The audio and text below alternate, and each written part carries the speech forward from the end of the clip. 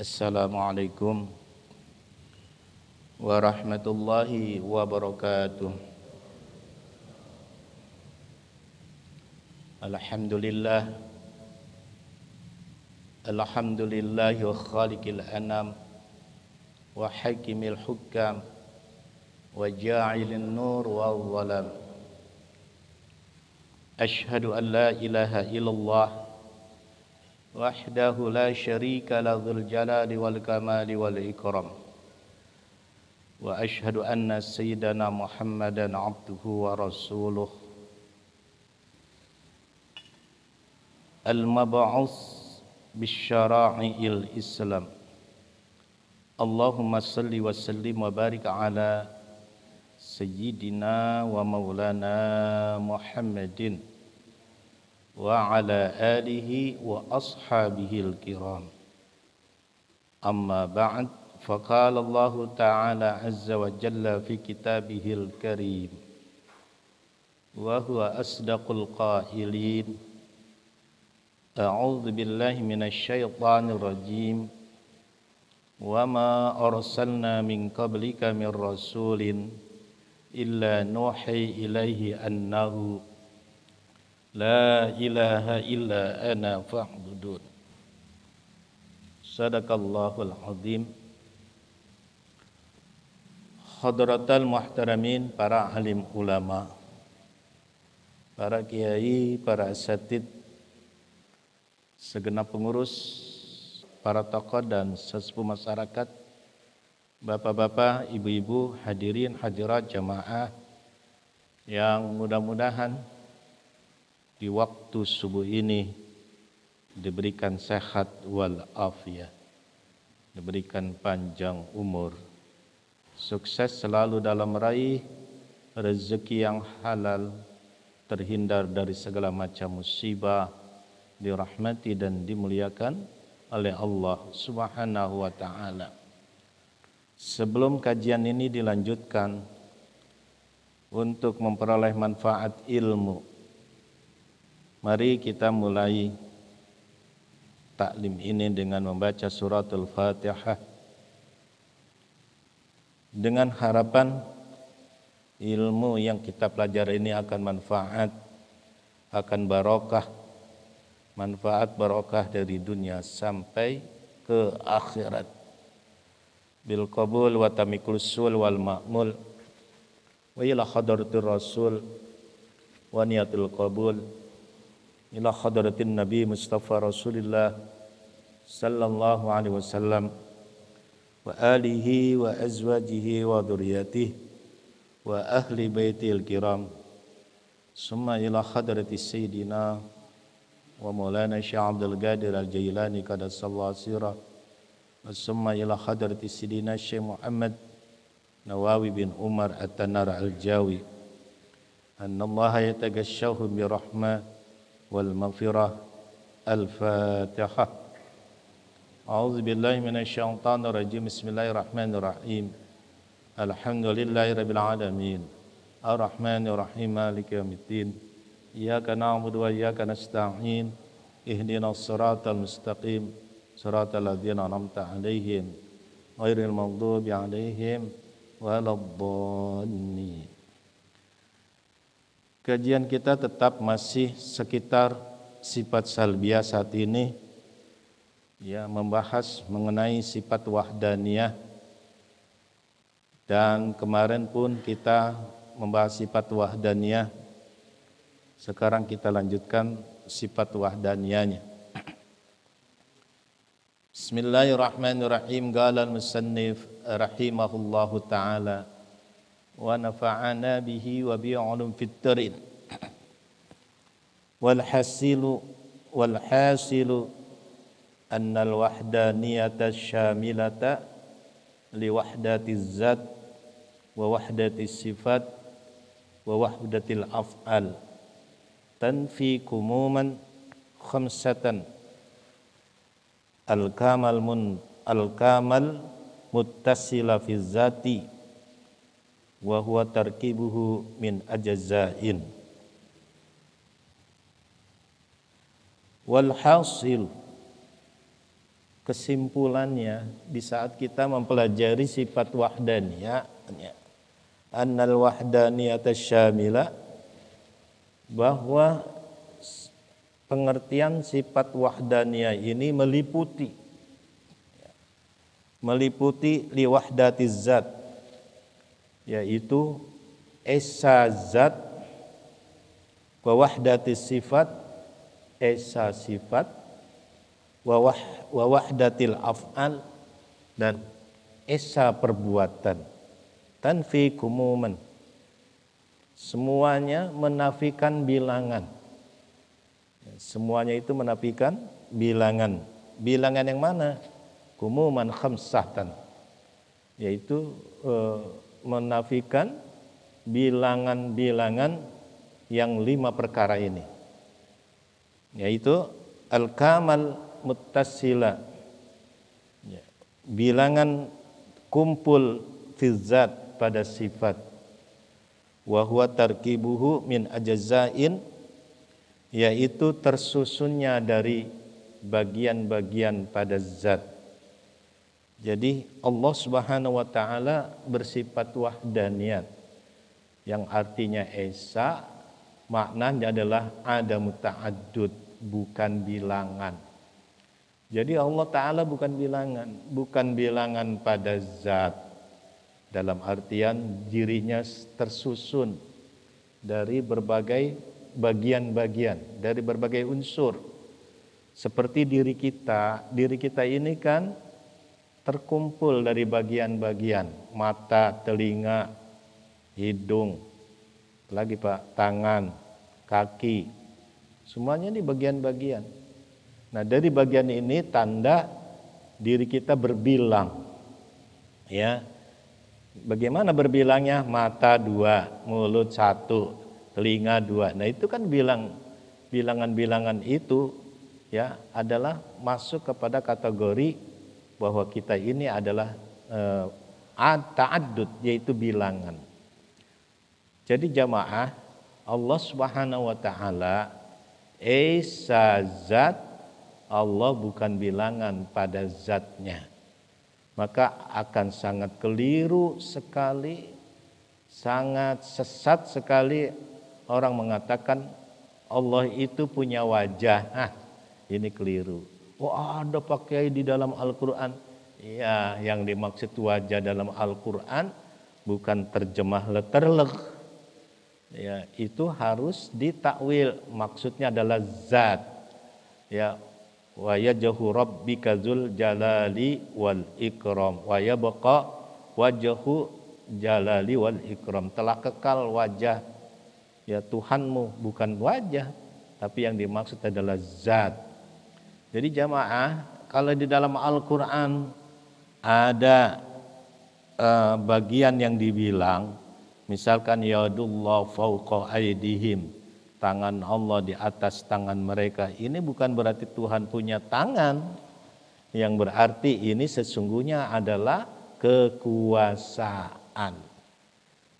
Ya, terus ada lagi dalam hadis bahwa kaki Tuhan turun di setengah malam. Nah, ini bukan berarti Tuhannya punya kaki. Iya, maksudnya di situ adalah rahmat. Rahmat Allah turun di tengah malam bagi orang yang melakukan qiyamul lail. Nah, Bapak Ibu yang saya hormati, berarti ketika kita belajar wahdaniyah, berarti betul-betul kita mengesahkan bahwa Allah adalah ya esa zat, ya begitu ya. Kemudian wal kamal munfasila fi zat wa huwa ta'addud, yaitu Allah Ta'ala bukan bilangan terpisah ya pada zat, yaitu bilangan bihaisu yakunu hunaka ilahu sanin wa aksara ya. Jadi Allah Ta'ala bukan bilangan terpisah pada zat, bahwa selain daripada Allah ini ada Tuhan yang sama dengan dirinya. Nah, ini mustahil. Misalkan ada zat makhluk yang sama dengan zatnya Allah Ta'ala. Ini sangat mustahil. Itu ditemukan, nggak bakal ditemukan. Karena Allah tampil berbeda. Nah, jamaah, fahadhanil kamanil manfiyani biwahdiz zat. Dua kam ini maksudnya dua bilangan. Ini bilangan kumpul, bilangan terpisah, ini dinafikan. Allah bukan bilangan kumpul pada dirinya, Allah bukan bilangan terpisah pada dirinya. Nah, bilangan terpisah misalkan diri Tuhan ada yang sama dengan diri makhluk. Nah, itu mustahil gitu ya. Nah, lanjut. Terus wal kamal muttasila fis sifat, yaitu bukan bilangan terkumpul pada sifat, wa huwa ta'addud fi sifatihi ta'ala min jinsin wahidin ka qudratain fa aksara.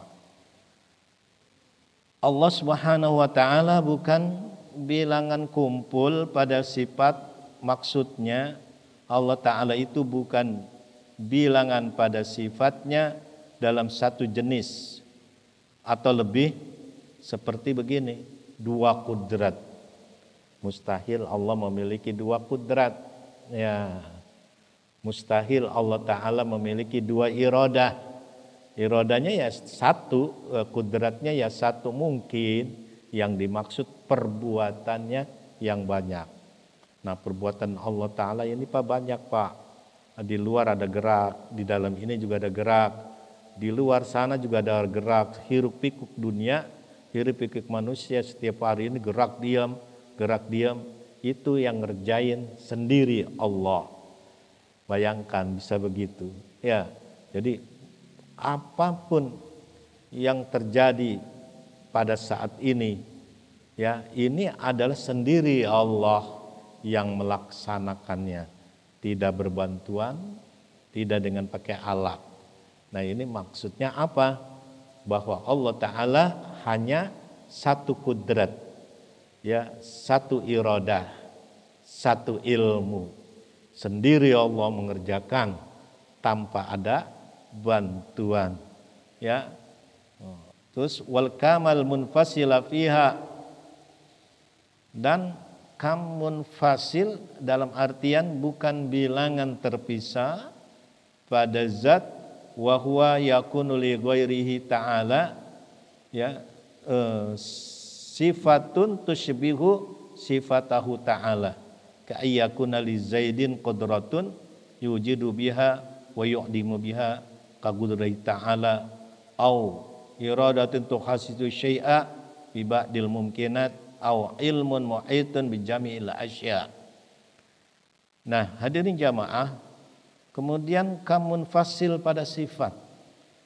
Ya, Allah Ta'ala bukan bilangan terpisah pada sifat. Maksudnya selain daripada Allah ada sifat yang sama dengan sifatnya makhluk. Ada sifat makhluk yang sama dengan sifat Allah. Seperti Zaid memiliki kuasa, bisa mengadakan, bisa meniadakan, ya. Nah, seperti Allah Ta'ala memiliki sifat kudrat atau memiliki sifat iradah, menentukan sesuatu dari sebagian mungkin, atau ilmu yang dapat mengetahui seluruh perkara. Nah, jadi mustahil ada makhluk yang sama dengan sifatnya Allah. Nah, jadi gimana? Bisa nggak secara analisa ditentukan bahwa sifat Allah ini nggak bisa ditiru?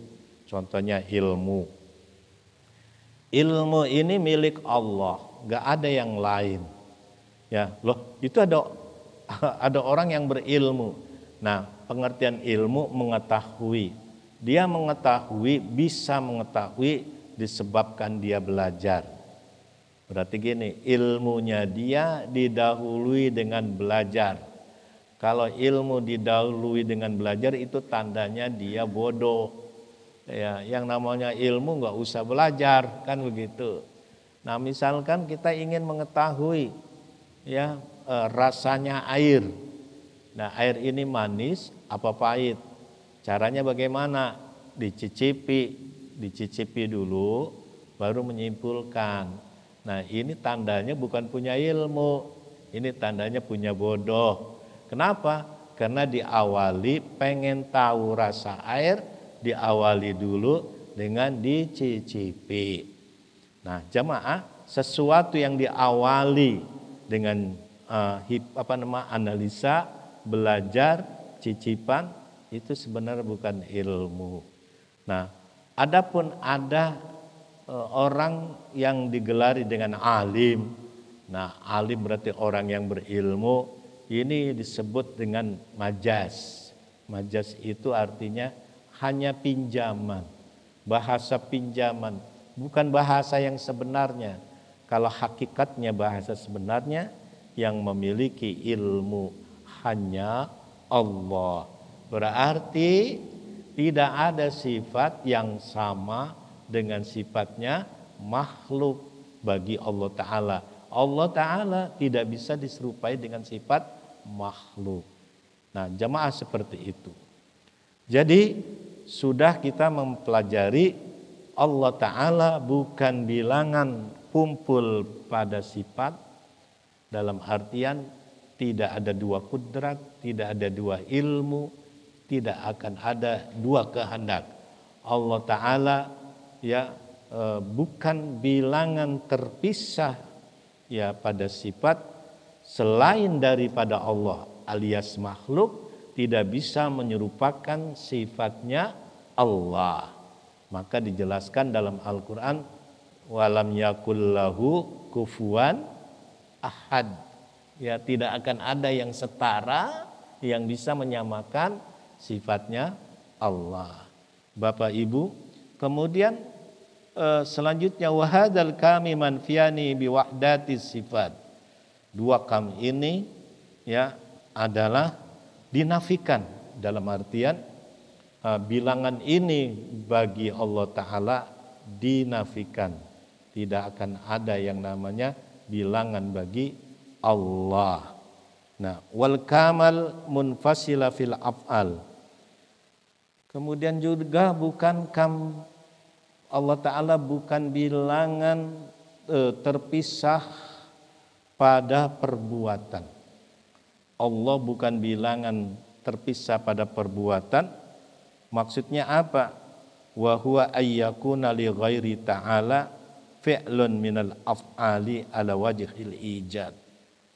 Ya, yaitu tidak akan ada selain daripada Allah perbuatan. Ya, dari beberapa perbuatan atas jalan mengadakan.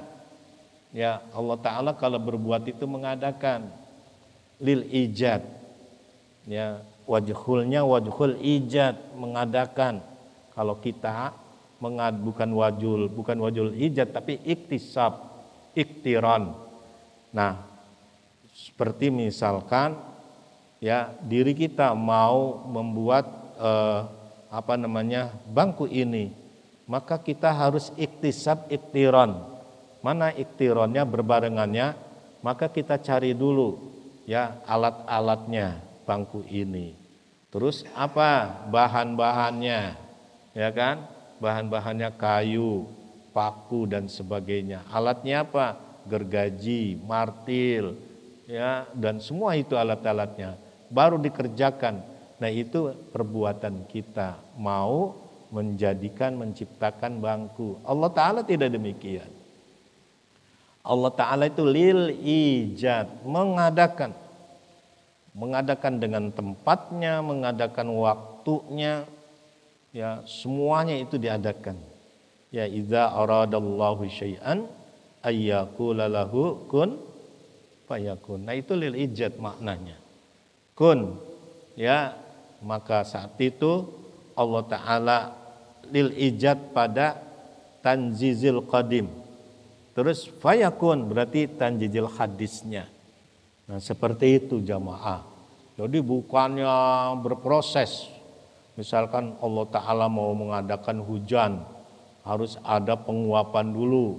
Matahari misalkan menyinari air. Nah, air ini uapnya naik ke atas udara. Di udara menggumpal jadi awan. Awan digeser dengan angin, barulah hujan. Bukan begitu Tuhan mengadakan hujan. Iya. Ya, itu namanya tawallud. Nah, kok begitu keadaannya, kenyataannya? Iya, proses alamnya menurut kebiasaannya seperti itu.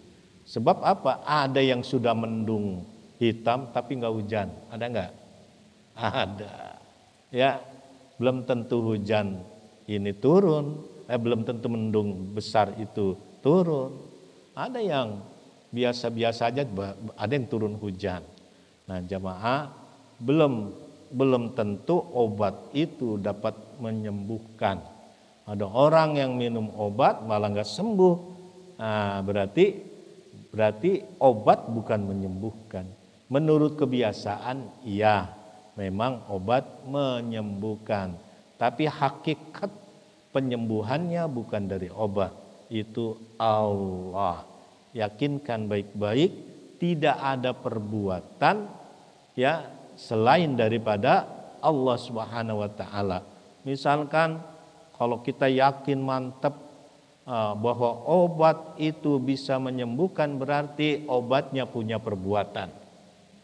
Misalkan lagi ya bahwa matahari, air, uap semuanya bisa menurunkan hujan, berarti pada makhluk punya perbuatan.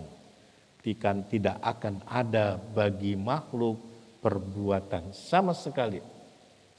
Maka muncullah kalimat la haula wala quwata illa billahi alil azim.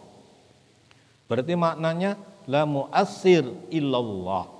Tidak akan ada pencipta selain Allah. La haula, tidak akan ada daya, wala quwata, dan kekuatan, kecuali daya dan kekuatannya Allah. Nah, ini jamaah meyakinkan bahwa Allah Ta'ala adalah esa perbuatan. Berarti perbuatan Allah tidak perlu bantuan. Perbuatan Allah tidak perlu bahan. Ini ala wajhil ijad, atas jalan mengadakan. Nah, ada ya seorang ulama misalkan ya dengan izin Allah ya orang ini sebenarnya tetangganya minta air kena sesar, mau melahirkan istrinya, kata dokter ini harus disesar karena dia orang nggak mampu untuk bayar ya perobatannya. Saat itu dia minta doa dari Pak Kiai, maka Pak Kiai cukup ya berdoa dan doanya itu ditiupkan di dalam air, diminumkan, maka orang tersebut tidak ya jadi disesar, dia melahirkan dengan secara normal. Nah, ini kan khariqul ada, di luar kebiasaan. Apakah ada? Ada. Orang saya pernah menyaksikan sendiri. Ya, pernah menyaksikan sendiri. Ya, Masya Allah. Berarti ya yang punya perbuatan ini adalah Allah. Yang makhluk semuanya tidak memiliki perbuatan sama sekali. Nah, dengan kita mempelajari wahdaniyat fil af'al, dalam artian kita ini mengesahkan Allah dalam perbuatan, berarti hati kita ini fokus zikrullah. Hati kita ini fokus menentukan hanya ingat kepada Allah.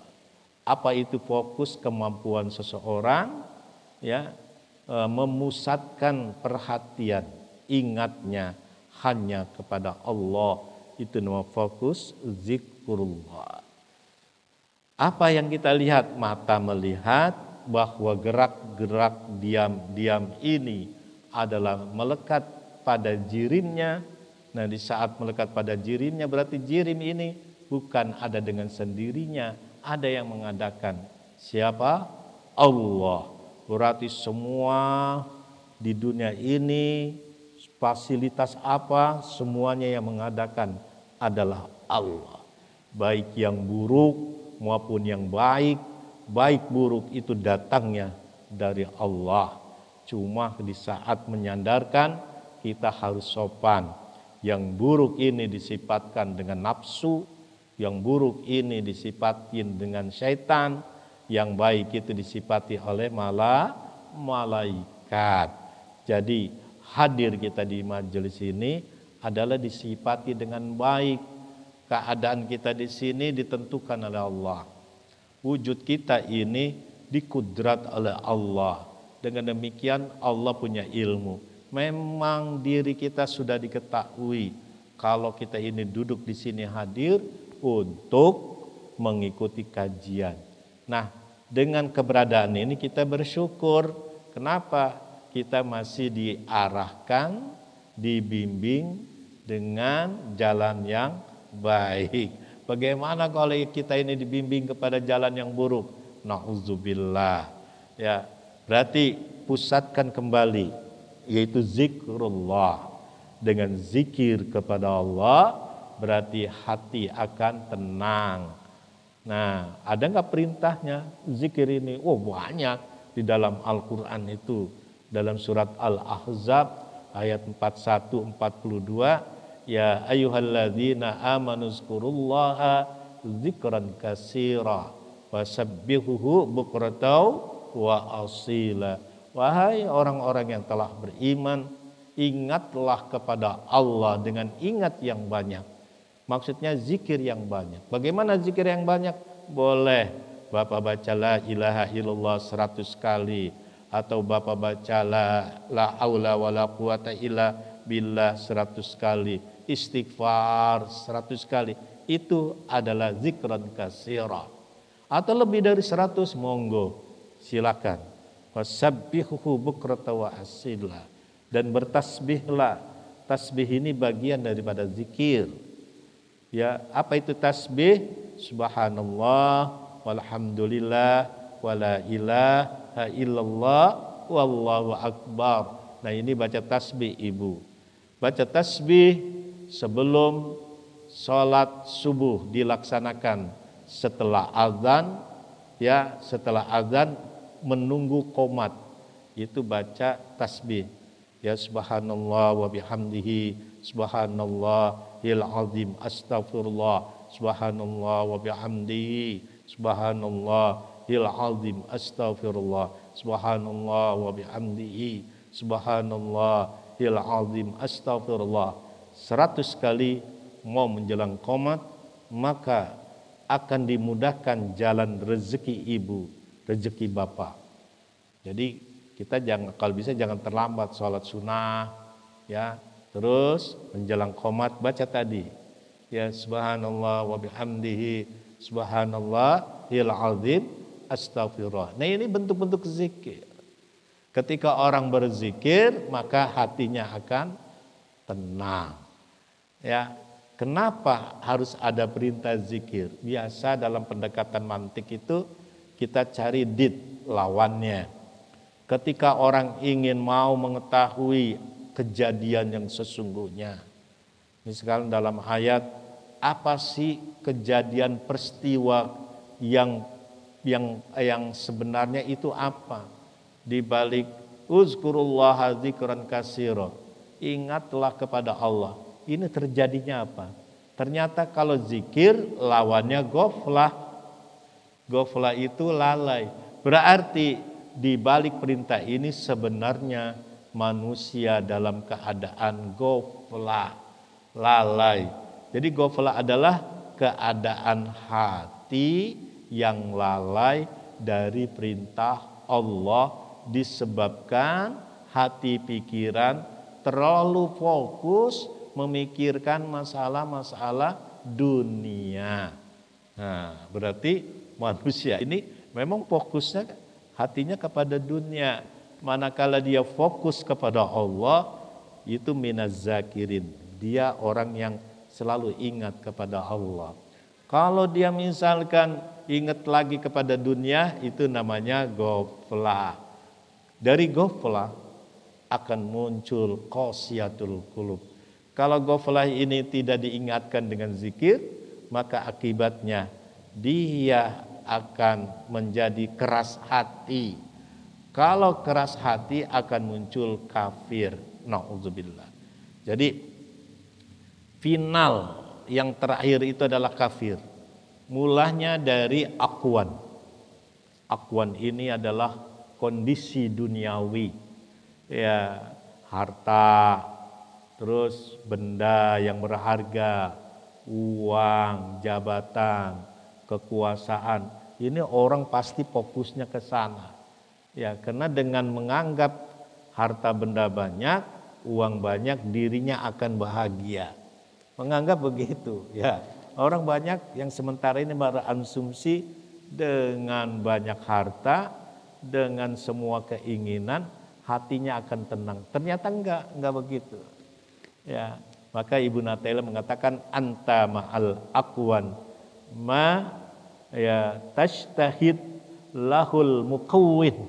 Ya, kamu kalau membersamai alam, kamu tidak akan bisa melihat Tuhan. Gitu ya. Sekali lagi, kamu kalau membersamai dengan alam, dipastikan kamu tidak akan bisa menyaksikan Allah. Mukawin itu Allah. Ya, terus wal aqwan ma'aka, ya, sedangkan alam membersamai dirimu, maka inilah kamu bisa melihat Tuhan. Jadi ada orang yang membersamai alam, ada alam yang membersamai manusia. Yang zikir yang mana? Yang zikir adalah alam butuh diri kita, bukan kita butuh kepada alam. Ini orang bisa zikir. Jadi sesungguhnya keadaan-keadaan dunia ini akan berdampak orang ini memunculkan nafsunya. Di saat kita melihat, membayangkan uang yang begitu banyak, miliaran, triliunan, maka akan muncul nafsu. Nafsu ini biasanya dari sifat binatang. Nah, kalau yang namanya binatang bisa serakah. Orang gara-gara uang banyak, gara-gara kekuasaan, ini bisa punya sifat binatangnya. Apa sifat binatangnya? Serakah. Dengan serakah dia bisa membunuh. Dia bisa menyingkirkan lawannya dengan cara keji. Siapa yang mendorong ini semua? Yang mendorong ini adalah nafsu syahwatnya yang seperti itu.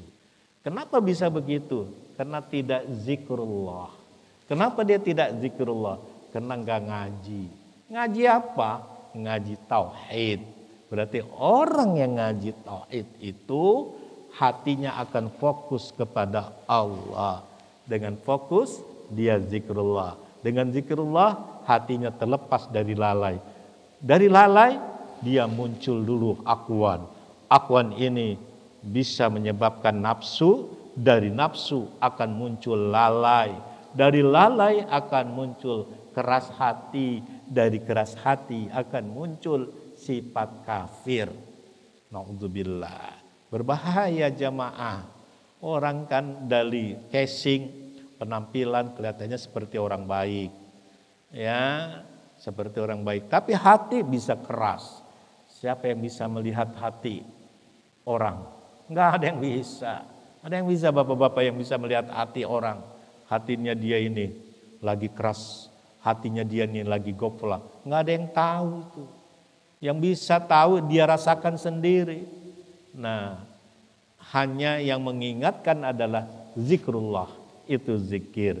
Jadi jamaah, orang ya disuruh zikir, pada dasarnya manusia ini kejadian yang sebenarnya adalah orang banyak yang lalai. Nah, lalai ini bisa dipicu dengan desakan-desakan sosial. Apa desakan sosial? Desakan sosial adalah ketika orang ini punya kebutuhan, disebut dengan tekanan sosial. Dia perlu makan, dia perlu sandang pangan, dia perlu penunjang. Ya, misalkan orang waktu sedang belajar, sedang kuliah, selesai kuliah. Apa desakan sosialnya? Dia harus cari kerja. Ya, sudah kerja, punya uang, desakan sosialnya apa? Dia harus kawin, harus nikah. Nah, nikah sudah punya anak, desakan sosialnya apa? Dia masih hidup ngontrak, masih numpang sama mertua, maaf. Ya, maka dia harus punya rumah sendiri. Nah, desakan sosial lanjutnya apa? Punya rumah, dia harus punya kendaraan. Kendaraan sudah punya, semua udah ada. Apalagi desakan ingin tren. Tren itu artinya ingin memiliki kemewahan-kemewahan. Kalau mobilnya masih Avanza, mobilnya masih Xenia, ini harus dirubah. Dia harus ada mobil yang paling bagus, ya Alphard misalkan begitu. Nah, jadi desakan-desakan inilah yang membuat orang akan lalai. Ya, mengapa? Biasanya dengan desakan sosial ini, manakala dia tidak punya zikrullah, dia akan terpengaruh ikut arus. Nah, ikut arus tanpa melihat sisi negatifnya. Ya, sisi negatif orang mengikuti arus ini bisa hidup tanpa qanaah. Dalam arti dia tidak ridha dengan pemberian Allah dan juga tidak bersyukur apa yang telah dikasih oleh Allah Subhanahu wa taala. Ini sebab apa? Desakan sosial ini. Caranya, solusinya bagaimana? Di saat orang ini menghadapi desakan sosial, nggak ada lagi obatnya kecuali zikrullah. Ya, wal alladzina amanu wa tatma'innu qulubuhum bi dzikrillah, ala bi dzikrillahi tatma'innul qulub. Orang-orang yang telah beriman dan tenang hatinya disebabkan hatinya ini berzikir kepada Allah.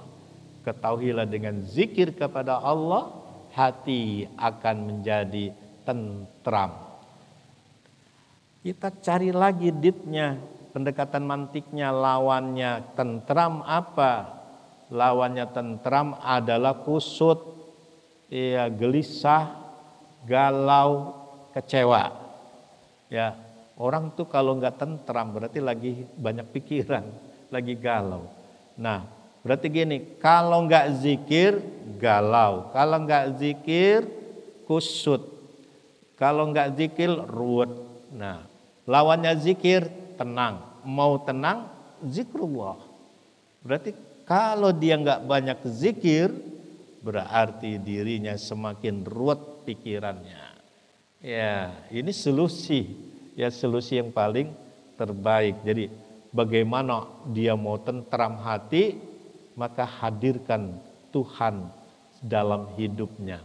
Setiap langkah dieksekusikan dengan ingat kepada Allah. Jangan kita ini setiap langkah dieksekusikan dengan duit, dengan jabatan, dengan kedudukan, dengan harta benda. Na'udzubillah, ini bisa ruwet pikirannya. Akibat ruwet maka dia kecewa. Kecewa ini bisa frustasi. Ya, kenapa? Kalau orang frustasi, kena lama-lama jadi stres. Stres nggak bisa dihadapi, akan terganggu jiwanya. Semua orang fokus kepada duniawi, akibat tidak bisa membatasi, akan kecewa dirinya. Bagaimana supaya nggak kecewa, tenang batinnya? Zikrullah. Ya, udah nggak ada lagi cara. Ya, kecuali kita zikir kepada Allah. Dengan zikir, ya udah kita baca. Baca apa? Baca perbuatan Allah. Ya, memang saat ini saya belum ditentukan dikasih rezeki yang lebih. Ini rezekinya pas-pasan.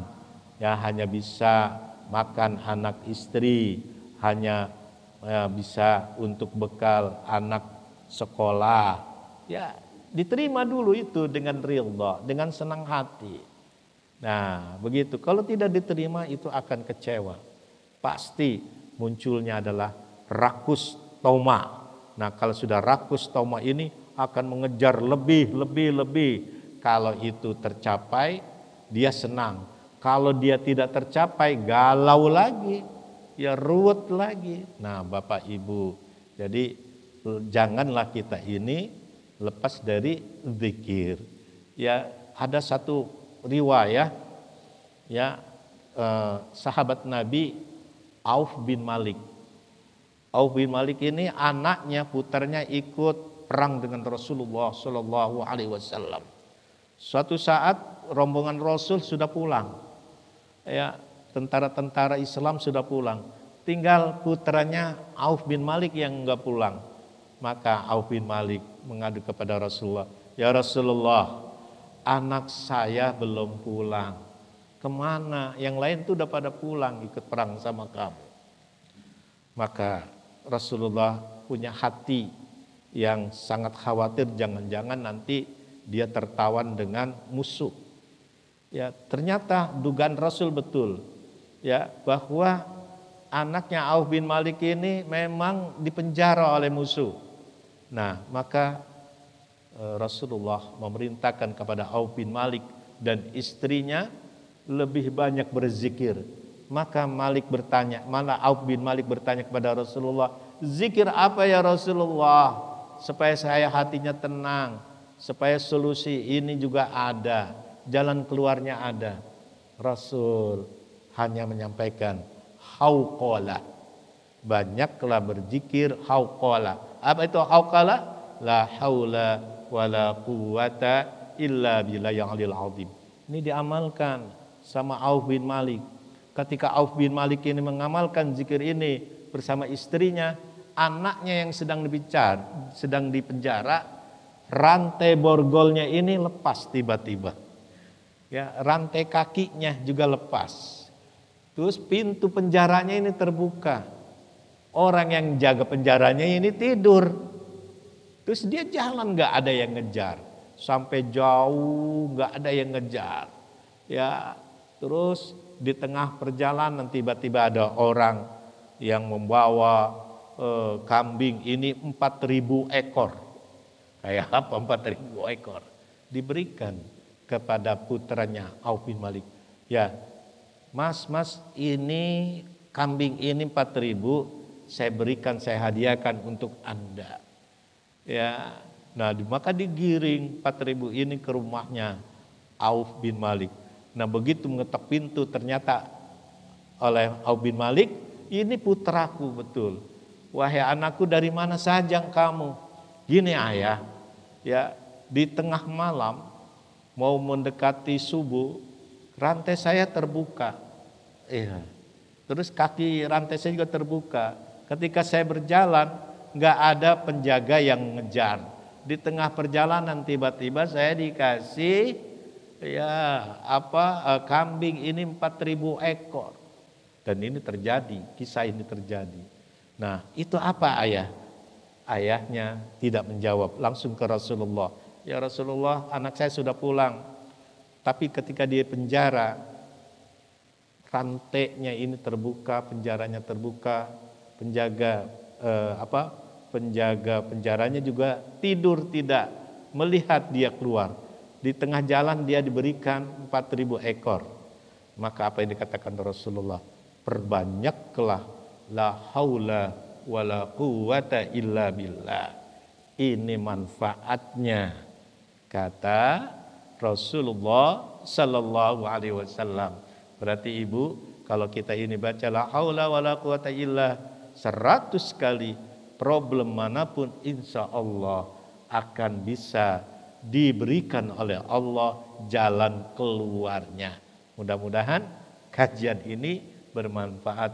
Ayo kita banyak zikir, banyak ingat kepada Allah. Fokus zikrullah nanti akan melahirkan kebahagiaan, ketentraman. Nah, dengan kita ngaji tauhid seperti ini, insya Allah kita akan banyak zikir. Ini saja, mudah-mudahan manfaat, dan hadir kita di majelis ini insya Allah diberikan sehat walafiat, panjang umur, dan ibu yang memberikan sarapan pada pagi ini, insyaallah diberikan rezeki yang banyak, yang ridha, dan diganti dengan pahala yang berlipat ganda. Al-Fatihah. A'udzubillahi minasyaitonirrajim. Bismillahirrahmanirrahim. Alhamdulillahirabbil alamin. Arrahmanirrahim. Maliki yaumiddin. Iyyaka na'budu wa iyyaka nasta'in. Ihdinas siratal mustaqim. Siratal ladzina an'amta 'alaihim ghairil maghdubi 'alaihim waladdallin. Ya Hayy ya Qayyum ya Dzal Jalali wal Ikram. Allahumma salli wa sallim wa barik ala sayyidina Muhammad wa sallim tabaraka wa ta'ala an kulli sahabat Rasulillah ajma'in. Alhamdulillahirabbil alamin. Allahumma tawil a'marana wa sahhi ajsadana wa nawwir qulubana wa sabbit imanana wa ahsin a'malana wa wasi' arzaqana wa ilal khair qaribna wa ani syarr ab'idna wa qadi hawaijana fid din wad dunya wal akhirah innaka ala kulli syai'in qadir. Rabbana atina fid dunya hasanah wa fil akhirati hasanah wa qina adzabannar. Bi fadlika subhana rabbika izzati amma yasifun. Salamun alal mursalin. Alhamdulillahirabbil alamin. Kurang lebih mohon maaf. Wallahul muwaffiq ila muttariq. Assalamualaikum warahmatullahi wabarakatuh.